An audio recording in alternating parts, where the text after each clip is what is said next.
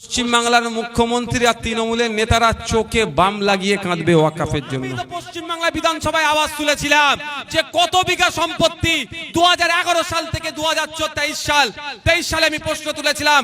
এই 22 সালে এই 11 বছরের মধ্যে রাজ্য সরকার আনতে পেরেছে, অর্থাৎ বেদখল সম্পত্তি কত বিঘা ওয়াকফের উদ্ধার করতে পেরেছে, আর 11 থেকে 22 কত বিঘা সম্পত্তি বেহাত হয়েছে তার তথ্যটা দেন।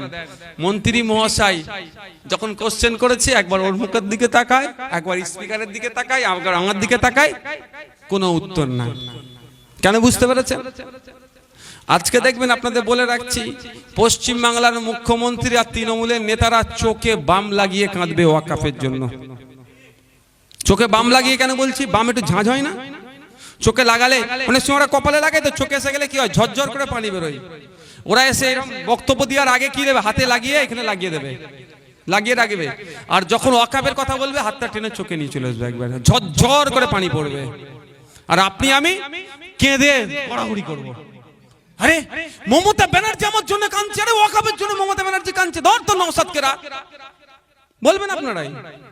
আরে মমতা ব্যানার্জি, অভিষেক ব্যানার্জি তার বেচারির চোখ খারাপ, তাও চোখ দিয়ে পানি বেরিয়ে যাচ্ছে, ধর তো নওশাদকে রাখ, এই করবে।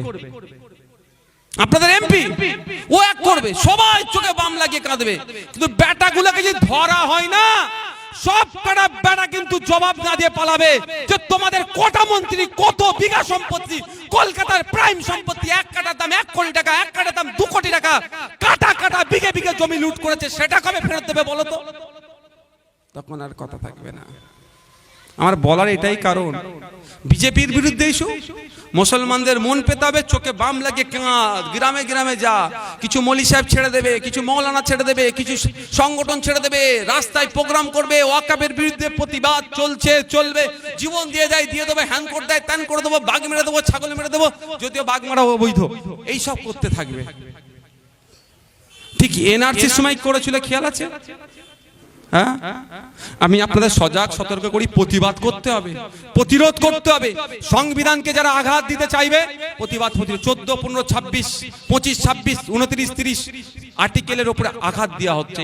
এই অ্যামেন্ডমেন্ট নিয়ে এসে সংবিধানকে রক্ষা করার জন্য প্রতিবাদ প্রতিরোধ করতে হবে, কিন্তু গণতান্ত্রিক প্রক্রিয়াতে। আপনার প্রতিবাদ প্রতিরোধ মিছিলে ঢুকে না কারো দোকান ভেঙে দেয়, আপনার প্রতিবাদ প্রতিরোধ মিছিলে ঢুকে না কারো এখানে টায়ার জ্বালিয়ে আগুন লাগিয়ে দেয়, আপনার প্রতিবাদ প্রতিরোধ মিছিলের নাম করে আপনাকে নিয়ে গিয়ে কোনো টেনে না ইট ছুড়ে, তখন আপনি দোষী হবেন। এনআরসির সময় খেয়াল আছে, মুর্শিদাবাদে ধরা পড়লো, লুঙ্গি পরে মাথায় টুপি দিয়ে ট্রেনে আগুন লাগাচ্ছিল, কারা? কাদের লোক? দিল্লির লোক, দিল্লির লিঙ্ক। কিন্তু দোষ কার নাম হলো? যে এনআরসি কে খুব ভয় পেয়ে গেছিল। তাই আপনাদের বলবো, ওয়াকফ অ্যামেন্ডমেন্টকে নিয়ে ভয় পাবেন না, ভয় পাওয়ার কোনো জায়গা নাই। যেখানে জিও পলিটিক্স বলছে, অন্য কোনো বিষয় ছাড়েন, ওয়ার্ল্ডের যে পলিটিক্স, জিও পলিটিক্স, গ্লোবালি যে পলিটিক্স চলছে, অন্য বিষয় ছাড়ুন। খাদ্যের সিকিউরিটি, বাসস্থান, এই সমস্ত, শিক্ষা, আরো বেশ কিছু ইনক্লুড করেছে, এতে কোনো রকম ভাবে হস্তক্ষেপ মানা যাবে না। তাহলে আপনি হবে কি করে? এটা শুধুমাত্র আপনাদের বলি, ঠিক ওই ধরনের ভোট ধরা একটা কল, কি বললাম, ভোট ধরা কল। প্রতিবাদ প্রতিরোধ আমরা করব, কিন্তু প্রতিবাদ প্রতিরোধ করতে গিয়ে বিজেপি না অক্সিজেন পেয়ে যায়, এটা আমরা মাথায় রাখবো। প্রতিবাদ প্রতিরোধ করতে গিয়ে তৃণমূল হয়তো লোক ভরে দিতে পারে, বিজেপি লোক ভরে দিতে পারে, হিংসা করে দিতে পারে। সুতরাং আমরা দায়িত্বশীলতার পরিচয় দিয়ে প্রতিবাদ আমরা করবো, এটা মাথায় থাকে জানো আপনাদের। যাক, যেটা বলছিলাম আপনাদের, ওয়াকফ অনেক কটা অ্যামেন্ডমেন্ট নিয়ে এসেছে যেগুলো অসাংবিধানিক। আমি আপনাদের বলি, এইগুলো কোনোভাবেই মেনে নেওয়া যায় না। একটা কি বলা আছে জানেন? ডিস্ট্রিক্ট কালেক্টর, আরে ভাই, ওটা রক্ত যারা নিতে এসেছিল, ওই গাড়িটা ওই প্যাকেটগুলো নিয়ে যাবে। ডিস্ট্রিক্ট কালেক্টর যদি বলে কালকে আপনার ওই কর্মস্থানটা অবৈধ, ডিসপুটেড ল্যান্ড, আপনি ওখানে কবর দিতে পারবেন না, কবর দেওয়া বন্ধ হলো। যে মোতোয়াল্লি যদি একটা কবর দিয়ে দেয়, মোতোয়াল্লির 1 লাখ টাকা ফাইন, 6 মাস জেল হয়ে যাবে। এবার বলুন, ডিস্ট্রিক্ট কালেক্টর গুলো কত ভালো কত খারাপ আমি বলবো না, আমি আইনের একজন সদস্য, কিন্তু আমরা যখন ডিস্ট্রিক্ট কালেক্টরকে গিয়ে বলি এখানে ভোট চুরি হয়, ওখানে ভোট চুরি হয়, এখানে হিংসা হচ্ছে, বাড়িতে ঢুকতে পারছেন, এই করছে না পাচ্ছেন না, কতটা আমরা ফল পাই? হাওড়া জেলার ডিস্ট্রিক্ট কালেক্টরের কাছে বা ডিএম এর কাছে গিয়ে কতটা ফল পায়? যেটা দায়িত্ব সেটা তারা কতটা পালন করে? প্রশ্ন থেকে যাচ্ছে। আগামী দিনে কি করবে? ইচ্ছাকৃতভাবে এগুলো বদমাইশি করতে পারে। তো এই জন্য অসাংবিধানিক সংশোধনীকে আমরা মানব না এবং এটাকে কোনোভাবেই পাস হতে দেব না। এবার না পাস হতে দেওয়ার দুটো জায়গা আছে। প্রথম কথা, যেখান থেকে আইন তৈরি হবে সেখানেই বিনষ্ট করতে হবে। কোথায় আইন তৈরি হবে? সংসদ ভবনে। আপনার এখান থেকে কাকে পাঠিয়েছেন সংসদ ভবনে আইনের জন্য? সাজদা আহমেদ, আমাদের প্রফেসর মফিকুল ইসলামকে আপনারা পাঠাননি ভোট দিয়ে, আমার তার জন্য অভিযোগ নাই। কিন্তু এখন যিনি গিয়েছেন তার কাজ কি হবে? এই আইনের চরম বিরোধিতা করা। আপনারা বলুন, এই অ্যামেন্ডমেন্ট আগস্টের 8 তারিখ, 8 তারিখে মনে হয় না, আগস্টের সম্ভবত 8 তারিখে এটার অ্যামেন্ডমেন্ট হয়েছে। আপনার এমপির একটা বাক্য পেয়েছেন? একটা কথা বলতে শুনেছেন যে এটা অসাংবিধানিক, এটা বন্ধ করতে হবে? তাহলে কাকে পাঠালেন? কিন্তু আগামী দিনে 26 তারিখ থেকে সম্ভবত পার্লামেন্ট শুরু হচ্ছে, 25-26 থেকে, সেখানে কি ভূমিকা নাই দেখতে হবে, ওখানে বন্ধ করতে হবে। আর দ্বিতীয়টা হচ্ছে মাঠে ময়দানে থাকতে হবে গণতান্ত্রিক প্রক্রিয়াতে, এই চাপ তৈরি করলে ওখানে যাবে। তবে আমার আপনাদের বলি, প্রথমটা ফেল হবে, প্রথমটা ফেল হবে। কেমন ভাবে ফেল হবে?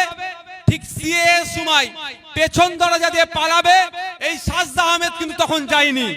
এই সাজদা আহমেদ কিন্তু তখন সিএ তে ভোটাভুটিতে সেই দিনকে উপস্থিত হয়নি। দেখবেন এই ধরনের এখানেও করবে, পেছনের দরজা দিয়ে পালাবে। বিজেপিকে এই বিলটা পাস করাতে কি করবে? সহযোগিতা করতে পারে। তার প্রমাণ তো, আরে ভাই আমার আপনাকে বলি একটা কথা, আমাকে দায়িত্ব দিয়েছেন ভাঙড়ের মানুষ, তাদের সুখ দুঃখের কথা বিধানসভার মধ্যে বলা। যখন আমি বলার সুযোগ পাবো তখন আমি বলবো, তা না বলে আমি বয়কট করে বাইরে গিয়ে মিডিয়ার সামনে বললে লাভ কিছু হবে? বাইরে তো ভাঙড়ের মানুষ বলবে, সাথে আমিও সাথ দেবো, কিন্তু ভিতরে তার ভাঙড়ের 2.5-3 লক্ষ মানুষ যেতে পারবে না। তার মধ্যে থেকে একজনকে পাঠিয়েছে আমাকে। তো উলুবেড়িয়ার মানুষ ওয়াকফ নিয়ে, কৃষক বিল নিয়ে যা সমস্যা হচ্ছে বাইরে তো বলবে, কিন্তু যেখানে আইন তৈরি হচ্ছে তার মধ্যে বলার জন্য যাকে পাঠিয়েছে সে বাইরে বেরিয়ে আসছে কেন? এটাই তো গোটা। যদি না বাইরে বেরিয়ে আসে, কালীঘাটের কাকুর গলার টেস্টের রিপোর্টটা কোর্টে চলে যাবে। এখনো যায়নি, রিপোর্ট হয়ে গেছে কিন্তু যায়নি। কেন যায়নি? ওই না গিয়ে রেখে দেবার কারণ হচ্ছে ওয়াকফ অ্যামেন্ডমেন্টের বিলে বিজেপির কি করতে হবে? সুবিধা করিয়ে দিতে হবে। এরা ভোটাভুটিতে অংশগ্রহণ করবে না, বিজেপি বিল পাস করিয়ে নেবে। আর যদি ভোটাভুটিতে অংশগ্রহণ করে তাহলে এই কালীঘাটের কাকুর গলার কণ্ঠস্বর রিপোর্ট যাবে কোথায়? কোর্টে চলে যাবে। আর কোর্টে গেলেই কারা কারা জেলে যাবে তখন বুঝতে পারছেন। তাহলে ওর ভাইপো, ওর ছেলে, ওর পরিবার, ওর আত্মীয় স্বজন, সরি ছেলে মানে ভাববেন না যেন আমি, একটা কন্ট্রোভার্সি আছে, আমি ওতে কোনোদিন ঢুকতে চাই না, ব্যক্তিগততে আমি ঢুকবো না, ওই কন্ট্রোভার্সি। ছেলে মানে আমরা ভাইপোকে ছেলে বলে ডাকি, বাবু বলে, আমি সেই প্রসঙ্গে বললাম। কিন্তু কারণ আমি ওই নোংরা রাজনীতি করার পক্ষে নয়, আমি টু দা পয়েন্ট রাজনীতি করতে পছন্দ করি। যে প্রতিশ্রুতিগুলো দিয়েছে সেগুলো কেন বাস্তবায়ন করুনি সেটা নিয়ে আমি লড়াই, কিন্তু কে কার ছেলে, কে কার মেয়ে, কে কার সাথে কি করছে ও নিয়ে আমি রাজনীতি করতে পছন্দ করি না। তো পরিবার পরিজনকে বাঁচানোর জন্য আপনাকে আমাকে ধ্বংসের দিকে ঠেলে দিচ্ছে। আর আজকে দেখেন, এই আমার আগে আমাদের মাস্টার সাহেব অনেক কথা বলেছেন, তিনি বললেন কি আমি নিজের দায়িত্ব নিয়ে বলছি, নিজের, শুধু আমার একটুকুই আমি আশা রাখবো, যেখানেই যারাই মুসলিম, এখন তো মুসলিমদের থেকেই বেশি প্রতিবাদ হচ্ছে, অন্তত এটা একবার করে বলুক, মুর্শিদাবাদের হাওড়া জেলায়, হুগলি যে সমস্ত ওয়াকফ সম্পত্তিগুলো আছে রাজ্য সরকার 1 নম্বর খতিয়ানে পাঠিয়ে দিয়েছে। 1 সপ্তাহ, 10 দিন, 15 দিন, 1 মাস টাইম দিক, অন্তত রাজ্য সরকার 1 নম্বর খতিয়ান থেকে কেটে কি করুক, আসল তার জায়গায় ফিরিয়ে নিয়ে আসুক। এই প্রতিবাদটা আশা করতে পারি তো তাদের কাছ থেকে। কারণ মুর্শিদাবাদের প্রায় 50 বিঘা কর্মস্থান 1 নম্বর খতিয়ানে পাঠিয়ে দিয়েছে। 1 নম্বর খতিয়ান মানে কি? সরকারি সম্পত্তি খাস। কালকে সরকার ওই জায়গাটা চাইলে যে কাউকেও লিজ দিতে পারে। এবার বলুন, আপনার দাদুর কবরটা আছে, যেভাবে বুঝাচ্ছে এখন মুসলিম নেতাগুলো আপনাদের, তোমার দাদুর কবর হাতছাড়া হয়ে যাবে, তোমার বাপের কবর হাতছাড়া যাবে, ঈদগাহ চলে যাবে। ঈদগাহটাও তো 1 নম্বর খতিয়ানে পাঠিয়ে দিয়েছে মমতা ব্যানার্জি সরকার।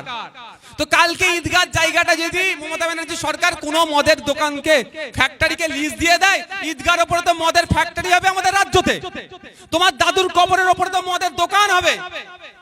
যদি হোটেল খুলে ওখানে যদি এ করে, তাহলে ওখানে তো ওখানে আমোদ প্রমোদ হবে।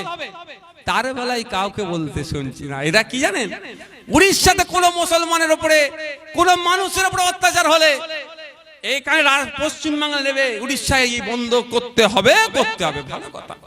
আর আমাদের যখন আবু সিদ্দিক হালদারকে মারা হলো, তখন এদের মুখে স্যালোটেপ দেয়। যখন হরিয়ানাতে সাবির মল্লিককে পিটিয়ে মারে, পশ্চিমবাংলা এই ফ্যান করেঙ্গা ত্যান করেঙ্গা, বন্ধ করতে হবে, বন্ধ করতে হবে, অপদার্থ বিজেপি সরকার জবাব দাও, ভালো কথা, আমরাও ছিলাম। কিন্তু আমাদের রাজ্যে যখন বাঁকুড়াতে ওর কি মিদ্যা, নাসরুল মিদ্যা, এই 40 বছরের কোটাই বাড়ি বয়স তার, তাকে যখন পিটিয়ে মারলো, সেই মুখে আমি আবার স্যালোটেপ দিয়ে দিলাম। এসে কেসে চলেগা? এটা দ্বিচারিতা নয়? তাহলে এটা বুঝতে হবে আমাকে, কিছু মানুষকে ভাতাজীবী করে রেখেছে, টাকা দিয়ে রেখেছে, ভিন্ন রাজ্যে কিছু হলে রাজ্যে নেবে হই হই করো, আর আমাদের রাজ্যের ব্যাপারে মুখে স্যালোটেপ মেরে দাও। আমরা কি দেখলাম কর্ণাটকাতে গত কয়েক বছর আগে হিজাব নিয়ে যখন সমস্যা হয়েছিল, আমাদের রাজ্যে বিশাল প্রতিবাদ হয়েছিল। আর আমাদের রাজ্যে হাওড়া জেলায় আপনার গড়পড় ওই মুখটাতে হিজাব নিয়ে সমস্যা হয়েছিল, তখন কারো কথা বলতে দেখিনি। আব্রাজুলের সময় অনেকে কথা বলেছে, আমার আনিসের জন্য কাউকে গলা ফাটাতে দেখলাম না। এইটা বলে বলি নওশাদ খারাপ, নওশাদ কি নিয়েছে, ব্যাপারটা হচ্ছে দেখুন, কে কি বললো দেখার দরকার নাই। আমরা যেমন আবু সিদ্দিক হালদারের জন্য চিৎকার করেছি, প্রতিবাদ মিছিল করেছি, সোমনাথ দেবনাথ মহারাষ্ট্রে আমার হিন্দু সমাজের এক ভাইকেও পিটিয়ে খুন করেছে, তার জন্য কথা বলেছি।